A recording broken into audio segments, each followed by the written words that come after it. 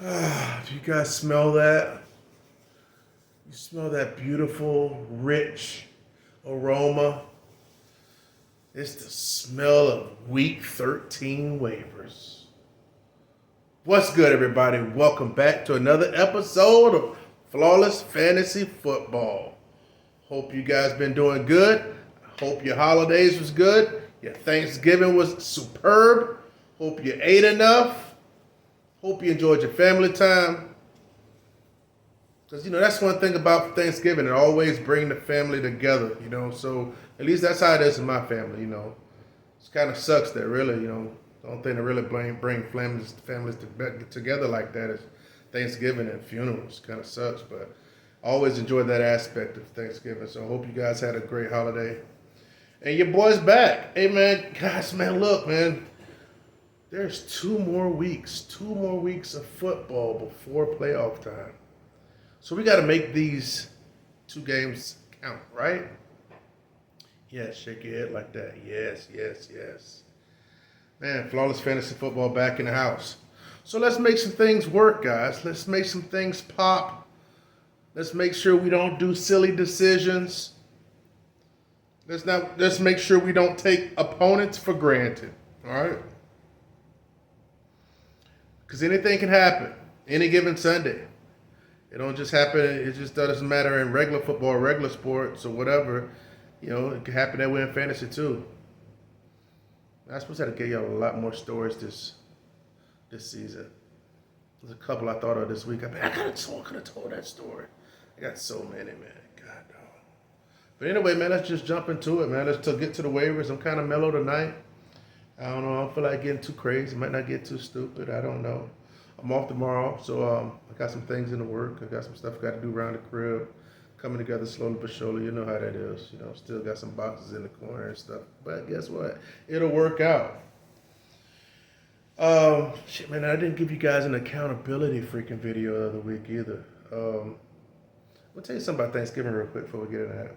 But I'll catch y'all up on all that, and a little bit of drama. Drama no more, but, just what's going to come out of that. Man, Thanksgiving, right? I saw my family and stuff. Family came down. We met at my grandmother's and stuff like that. It was a nice time. Okay, but everybody kind of like got to bring a plate. Not everybody, but majority of people bring a plate. So you're bringing in this, and you're bringing that. You're bringing cake, this and that, blah, blah. And I made something or whatever, and I went.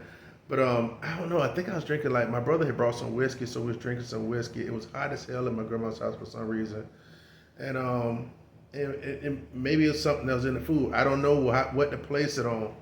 But, man, my stomach had just... My body, it wasn't my stomach. My body was just like, was out of it. And I just wasn't feeling good at all through the... And then after I left my grandma's house, I had to go to my dad's house to hang out over there because he wanted me to come over to watch the Dallas game over there with, with some other people. I just wasn't in my best mood and stuff. I got back to the crib. Man, I came here and it took me like 2 a leave and took me drunk some water, used the bathroom, and get to hop in the shower to lay it down. My freaking stomach said, nah, homeboy, come to this toilet and you ain't finna sit on it. I went down there and like, you know how you put your hand in your throat? You kind of got to, my finger got halfway down my throat. I just throwing up, man. I threw up all those greens and the yams, and it was pretty bad. I know this is a family show, but yeah, your boy's feeling bad, man. I was hurting. That was the only rough part about today, but it was a great day outside of that. But then I started feeling better, and everything was good. But my body said, you was not fit to digest that. But anyway, enough of that type of stuff. Let's get into it. Just wanted to catch you guys up on your boy. Just wanted to, y'all be wanting to know about your boy, so I got to let you know. Let's get to the quarterbacks, okay? Let's get to Mr. Mike White. He did this last year, didn't he? Did he do this last year? Dude came in, balled out. I was concerned about the rain. Bench Garrett Wilson. Glad I did. It almost cost me. But that dude came in 22 for 28, 3 touchdowns. Not granted, he played against Chicago, okay? But he's throwing it to the receivers. Hell, even Elijah Moore got one. Garrett Wilson had 2. He's throwing it to the running backs. Dude just came in there gunslinging like he usually do. Mike White this week he playing against Minnesota, at Minnesota. Minnesota ain't scaring nobody.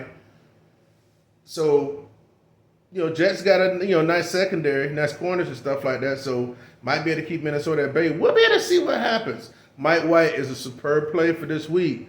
Excellent option. Let's put it like that for week 13 waivers. All right. Now, number 2 is Trevor Lawrence. Trevor freaking Lawrence. Mike White had 30 points. Trevor Lawrence came at one up them and had 31 fantasy points. He went 29 for 37. That's splendid. 3 touchdowns versus Baltimore. And this week he's playing against the freaking Detroit Lions at Detroit. Man, Trevor Lawrence needs to be picked up and added. And for the people that don't have great quarterback options, you need to be playing Mike White or Trevor Lawrence. You got to be playing one of those 2 guys. Or this third guy here, which is Jared Goff. He had 22 points against Buffalo on Thanksgiving. He went 23 for 37 for 240 and 2. He didn't have a pick. And this week he plays against Jacksonville again. So that back and forth in Detroit between Lawrence and Goff should be splendid. And Mike White, if he come out and do Mike White things, he should be fine as well.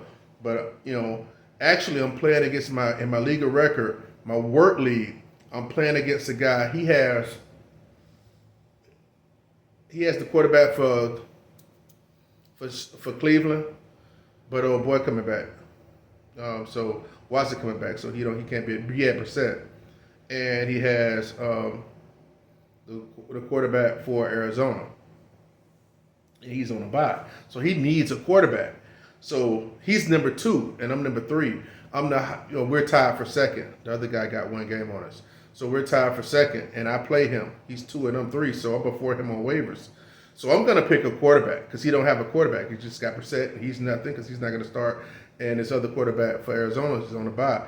So I'm going to have to block him. And that sucks because I really want to pick up a skill position, but I don't want him to have – I'm not going to pick up somebody and then let him have like Trevor Lawrence against Detroit. Nah, man. Trevor Lawrence just put up a freaking 30. No. I'm going to block the shit out of him. Block him. Blocking him.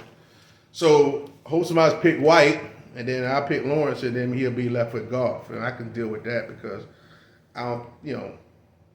they can run in touchdowns over there in Detroit. So, but over there in Jacksonville, he's just throwing them in. So, yeah, let's go over the quarterbacks real quick. Mike White, Trevor Lawrence, and Jared Goff are great plays this week. That's the order I put them in. Maybe I might put Lawrence first. All depends. But great plays this week for quarterbacks. Consider them if need be. Let's move to tight ends. Tricked ya. You thought we was going running backs. No, I got to keep you guys on your freaking toes. Keep you on your toes like ballerinas. We're going to talk about tight ends. First, I'm going to give you 3, right? Because you can list down a whole bunch of tight ends. I can talk about that freaking tight end for the Colts and stuff. They had that banner day on Monday Night Football. But no, we're not going to chase that guy's points and stuff like that because majority of those guys never even heard of that dude before last night. So we're just going to stick with what we know and the guys that we feel confident putting in our lineups needing tight end help. First will be, in no particular order here, all depending on your preference, but these 3 guys I do approve of this week if you need a tight end. Foster Moreau, a.k.a. the Island of Dr. Moreau. I never really cared for that whole story, but nevertheless, that's what he's getting the whole little nickname about that. It didn't come from me. He had 7 targets. He's always getting like 40 yards. You know what I'm saying? 3 catches for 43 yards and a touchdown. He had 11 points versus Seattle. This week he's playing against the Chargers, man. The Raiders and the Chargers should be a high-scoring game. And each team should be able to have their way. All right? So you should be able to play with confidence any type of passing or receiving options in those 2 teams. So Foster Moreau, he's a great option. Number 2 is Hunter Henry. Hunter Henry had 3 catches for 60 yards and a TD on 5 targets. 13.8 half-point PPR points. Versus Minnesota, this week he plays Buffalo. Buffalo has been susceptible to tight ends to the tight ends and giving up a lot of points. So even though they're a great defense, Buffalo tight ends been having their way with them, from what I understand. And the way Matt Jones played this past week, throwing the ball around and looking nice, Hunter Henry can be in for a good day, exploiting the middle of the field and linebacker play from against Buffalo. Hunter Henry's a great play, in my opinion, as well. Foster Moreau and Hunter Henry. Now, here's my favorite, my personal favorite for this week is freaking Tyler Conklin. I went to the well once with him already this year in the league record, but I might just go back. I'm loving the way that Mike White's there, and Conklin had 3 catches for 50 yards. Hey, that's 50 yards, man. That's solid. But he didn't get the touchdowns this week, but he caught all 3 of his targets. But what if it falls back his way this week when Jets play against the Minnesota, right? But here's the kicker. I don't necessarily believe in these too tough, but Conklin's revenge game against the freaking Minnesota Vikings. It's possible. It's possible. They might just give him one. So if I like the fact that Mike White's there, he throw the ball around. Yes, he'll throw it to Garrett Wilson. But closer get down there, hey man, he might just cop back, boom, and give Conklin one. Conklin's a great play this week, and I'm gonna try to pick him up because I'm gonna ride that Mike White, you know what I'm saying, pause. The Mike White situation is freaking as long as I can as it pertains to fantasy football. That's right. So I'm going to be starting Garrett Wilson this week since he showed out like that. So every time I chase it, he do something crazy. But I like the fact that Mike White's there and he throws the ball around. So the 3 tight ends are Foster Moreau, Hunter Henry, and Tyler Conklin. All right. Let's go ahead and get to wide receivers real quick. I'm going to knock out the wide receivers. See, I'm tricking them, holding them running backs for you. I'm holding them back from you, tricking you nicely. All right, now check it out, guys. I'm going to give you 3 wide receivers, and I'm going to give you I don't want to say an honorable mention, but guys you should really know about. So I'm going to really give you 6, but I'm just going to put 3 on the screen. We'll talk about them real quick. Zay Jones, man. Zay Jones has been balling his arse off. He had 22 half-point PPR points, so damn near freaking over 30, probably about 29 or something maybe. Full point PPR points. But he had 22 half-point PPR points this week. Versus Baltimore, he had a 2-point conversion. This week, of course, he plays for Jacksonville Jaguars, and he's playing against Detroit Lions. Yes. So Zay Jones is not to be played with 14 targets. That means something. That means something. I'm sorry. I know everybody else over there get targets. Marvin Jones, you got your own boy over there that came from Cardinals that got 7 touchdowns. But Zay Jones is an intricate part of this freaking passing offense, and he needs to be picked up. I don't know if you want to play him with confidence over the guys that just got you to where you are, but he is a great option for this week. Richie James, he's one of these people. He reminds me of, what's that dude for Buffalo? I forget his name. Dude for Buffalo, where he had, he was legit for Buffalo probably like 2013 or 12 or something. And he had the come on man, but he had the T-shirt on at the press conference after he had a big game. Damn, I can't remember his name. All right, don't worry about it. He scored, but Richie James here reminds me of him in a way. He's not as dynamic as him. It's not the same type of offense either, but Richie James had over 40 yards in the past 2 games with a touchdown. See, those kind of things kind of go below the radar, but at the end of the day, it's usage and it's the TD production. So he's been very productive the past 2 games, and it's something to take notice of. I don't know if you want to have the confidence to put in there, but he plays Washington this week. At the end of the day, Daniel Jones has to throw it somewhere, And Richie James is, I don't want to say he's the future, but he's a young guy, so he's not like long in the tooth, like the other cat that's over there. So Zay Jones and Richie James are options. Third, by freaking default, never thought I'd be saying this guy's name is Van Jefferson. 7 targets, 3 catches for 43. That guy over there, That quarterback, I don't know his freaking name, but he just likes to run. He don't throw the ball accurate.